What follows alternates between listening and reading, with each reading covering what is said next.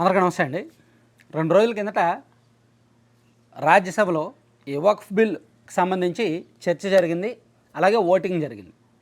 So ఓవరాల్గా 128 ఓట్లు వక్ఫ్ బిల్లుకు అనుకూలంగా వచ్చాయి, 95 ఓట్లు వ్యతిరేకంగా వచ్చాయి. సో ఇంత తేడాతో ఆ బిల్లు రాజ్యసభలో ఆమోదం పొందింది. ఆ తర్వాత నిన్న రాష్ట్రపతి గారు దాని మీద సంతకం చేశారు, అది చట్టం అయిపోయింది.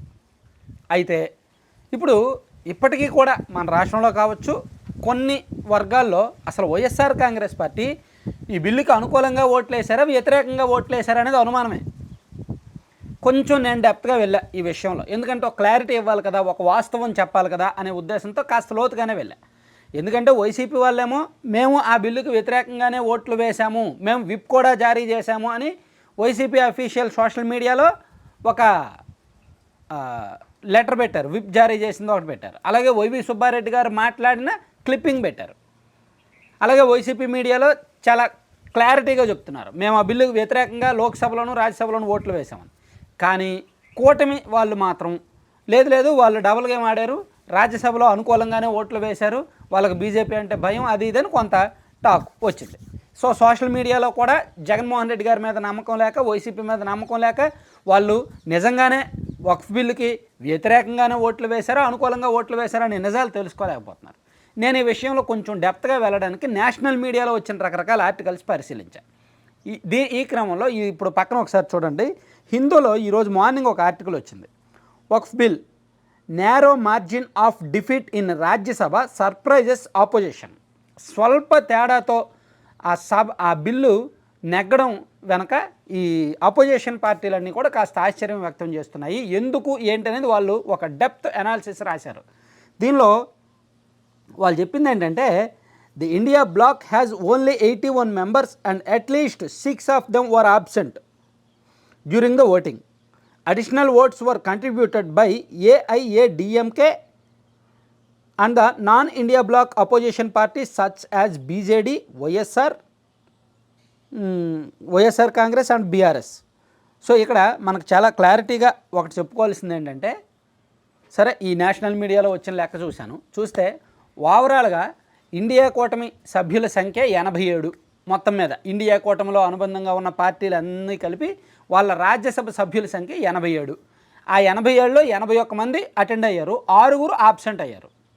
ఆబ్సెంట్ అయిన 6 కూడా మీరు చూడొచ్చు పక్కన, సుబ్రతా బక్షి టీఎంసీ, హర్భజన్ సింగ్ ఆప్, సంజీవ్ అరోరా ఆప్, షిబు సోరెన్ జేఎంఎం, మహువా మాజీ JMM, Sharad Pawar NCP.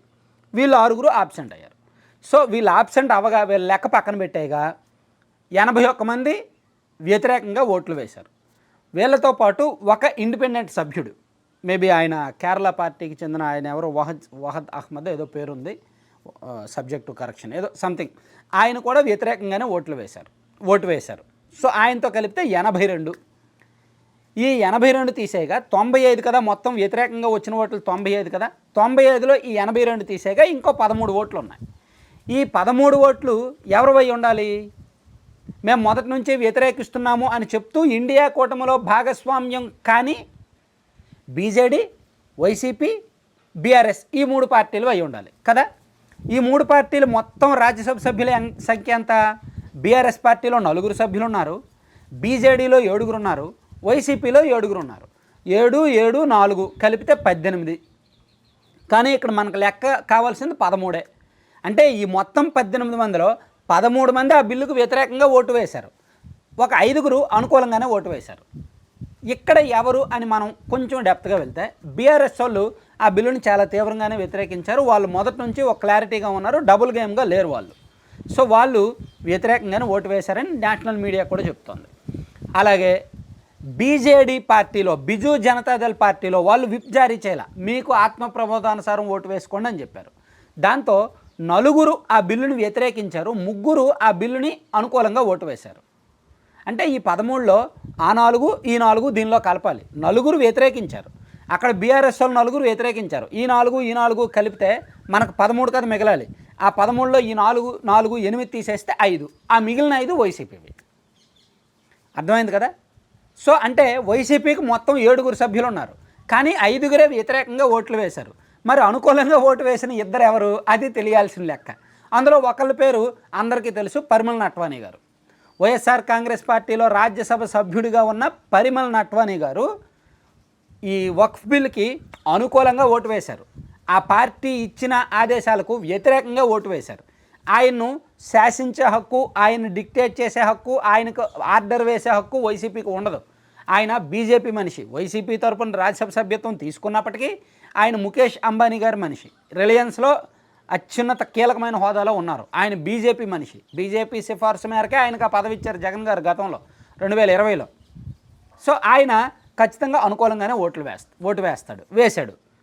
So దాంతో క్లారిటీ వచ్చింది. మరి ఇంకొక ఆయన ఎవరు?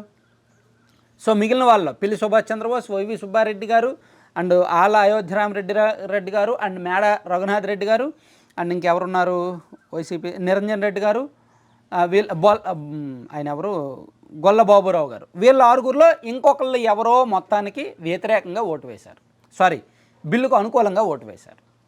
అది ఎవరు అనేది తెలియాలి. సో మొత్తం మీద వైసీపీకి ఉన్న 7గురిలో 5గురు బిల్లును వ్యతిరేకించారు, 2 అనుకూలంగా ఓటు వేశారు. ఆ 2లో ఒకళ్ళు పరిమళ నట్వానీ, ఇంకొకళ్ళు ఎవరు అనేది క్లారిటీ లేదు.